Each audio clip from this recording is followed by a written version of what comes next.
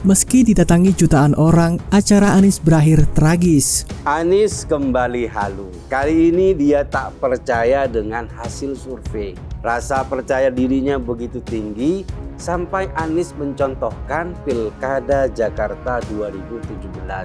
Kita berkumpul di tempat ini dengan sebuah semangat bahwa Indonesia harus merdeka dalam artian sesungguhnya. Artinya kita harus lebih teguh bahwa kebebasan berbicara, kesetaraan kesempatan harus dikembalikan di negeri ini. Dan jadikan apa yang kita alami di tempat ini sebagai bekal bahwa PR kita masih besar. Survei Indonesia DNIJA dengan dugaan, saya lagi dengan dugaan, bahwasanya menyampaikan hasil survei yang kami duga tidak menggunakan, menerapkan metodologi secara baik dan profesional, tidak mengambil sampel atau respon secara baik dan benar.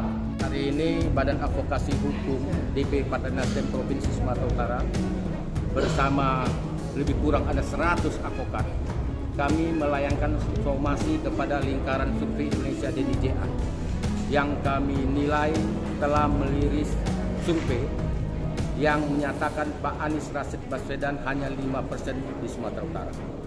Somasi ini kami lakukan karena kami menemukan banyak kejanggalan dalam survei tersebut. Pemilu kali ini memang ada lucu-lucunya sedikit sih. Jadi baru aja kemarin itu DNIJA, LSI DNIJA mengeluarkan sebuah survei khususnya merekam soal elektabilitas capres, cawapres di daerah Sumatera Utara. Angkanya menarik tentu saja, ada angka Prabowo, angka Ganjar, dan Anies Baswedan. Oleh LSI, kata data yang disurvei LSI, angkanya Anies Baswedan di Sumatera Utara cuma 5%. Itu katanya hasil survei, tapi bikin pendukung Anies marah. Partai Nasdem Sumatera Utara akhirnya mengajukan somasi kepada LSI. Somasi karena angkanya 5% itu. Kita nggak tahu kan yang namanya metode survei kan. Barangkali ada metode-metode tertentu yang pada akhirnya menghasilkan angka 5%. Tetapi tentu saja ini akhirnya menyinggung perasaan para pendukung Anies. Ini pertama kali ada partai yang tersinggung dengan hasil survei.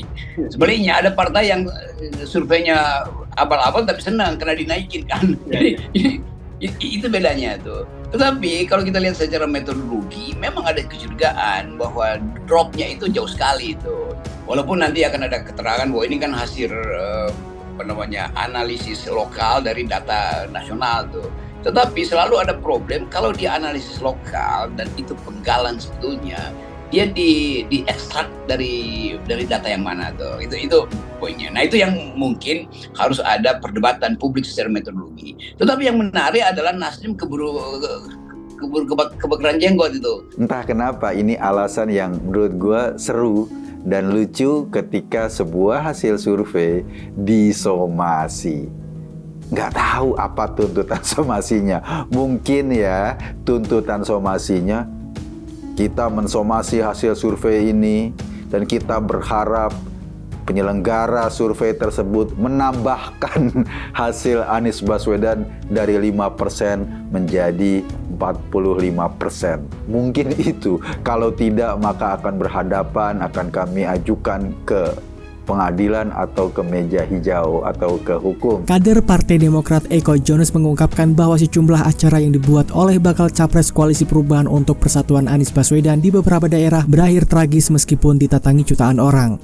Pasalnya di Pulau Jawa, berdasarkan hasil survei, elektabilitas Anies Baswedan tetap menempati posisi paling rendah dan dari survei Litbang Kompas ia hanya memperoleh suara 1,6% di Jawa Tengah atau Jateng. Kalau gue bilang sih ini tragis ya, sudah bikin acara banyak, bahkan klaim jutaan orang yang datang kok di Pulau Jawa dari Banten sampai Jatim elektabilitas Anies Baswedan konsisten paling rendah.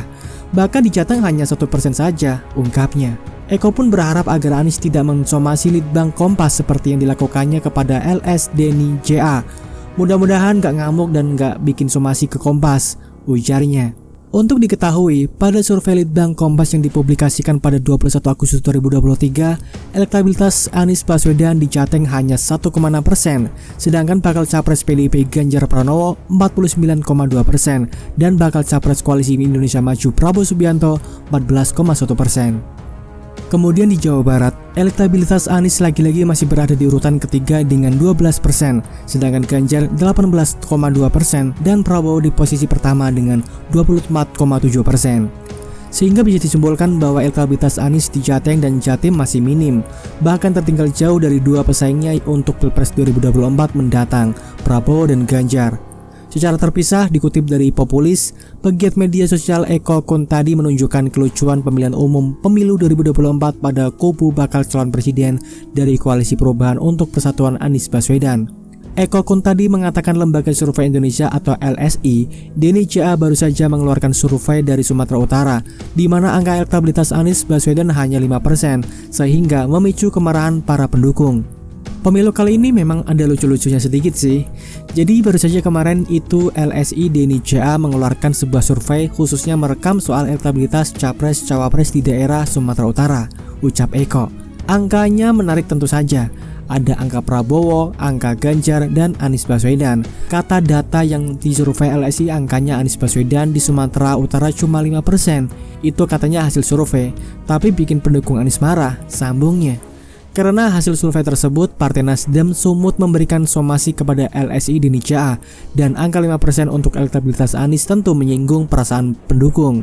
Untuk diketahui, dalam satu riset lembaga survei Indonesia atau LSI Denny JA, elektabilitas Anies Baswedan di Sumut hanya berada di angka 5%, sedangkan bakal capres PDIP Ganjar Pranowo 65% dan bakal capres Koalisi Indonesia Maju Prabowo Subianto 30%. Badan Advokasi Hukum atau BAHU DPW Partai Nasdem Sumut merasa tidak terima dengan hasil survei tersebut sehingga mensomasi LSI Denny JA. Iskandar mengatakan pihaknya merasa janggal dengan data dalam survei Denny JA. Maka dengan ini kami menyatakan keberatan dengan hasil survei tersebut dan kami ingin menguji hasil survei tersebut karena kami menemukan adanya kejanggalan-kejanggalan, sambungnya. Salah satu kejanggalan adalah penurunan elektabilitas Anies. Pada bulan Mei 2023, Denny JA merilis hasil survei Anies 32,6% dan kemudian kini tinggal 5%. Artinya, selama 4 bulan elektabilitasnya turun 28%. Artinya rata-rata hampir 7% per bulan, dan ini belum pernah terjadi dalam sejarah survei, sebut Iskandar. Selain itu, hasil survei yang memiliki angka bulat juga merupakan keanehan karena tidak sesuai realita di Sumut. Apalagi kita ketahui dari 33 kabupaten atau kota di Sumut, 20 kabupaten kota adalah basis Pak Anies. Kami memprediksi di 20 kabupaten atau kota Pak Anies akan menang secara mutlak, ucapnya. Namun yang paling penting yaitu sumber pendanaan survei, metodologi, jumlah dan sebaran responden.